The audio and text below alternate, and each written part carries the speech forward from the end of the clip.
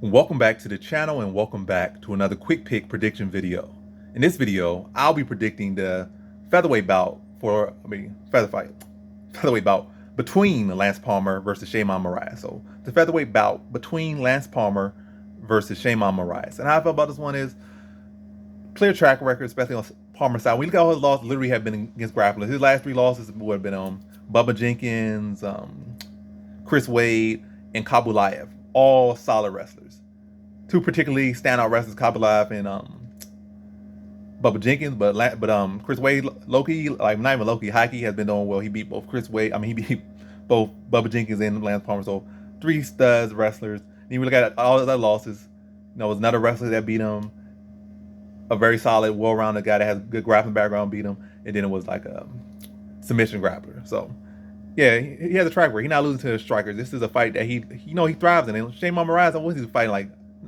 What's this guy like? This is a guy that's this UFC reject that got absolutely butchered in the UFC, but had great success taking down Moraes not too long ago, probably just this year or last year. So he can take it down by bumps like that.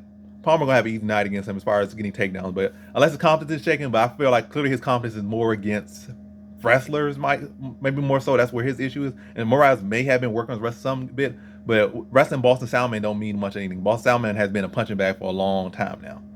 But no insult to him, but it's the reality. He's been a punching bag for a long time now. And the fact that you even had to go to wrestle him is like not a positive sign for you. Because he went out to put on a good striking clinic, went out and shut down a wrestler and knocked him out. And it's not like Sheymon Moraes has a history of being this knock. He got good power, he gets strong, and and whatever the case may be. But he's not a history of having knockout artists, and has had plenty of fights we got wrestling controlled. And Palmer is probably the best, if not one of the best. Well, if not one of, the best, if not one of the best. Top three, top four, well, top three for sure, best wrestlers he's ever fought. And he ain't beaten the other two people he beat for. So I think Palmer will be able to get some takedowns on Moraes, just take advantage of his aggression. Don't feel like he'd be so worried about his striking or his power, but still. And also Palmer really has even been hurt like that. And it's not like he has been a guy that quit or just been wobbled and has a glass chin. He took some good shots, never been TKO, never been knocked out. I think he may have been dropped once or twice, but the guy's a gamer.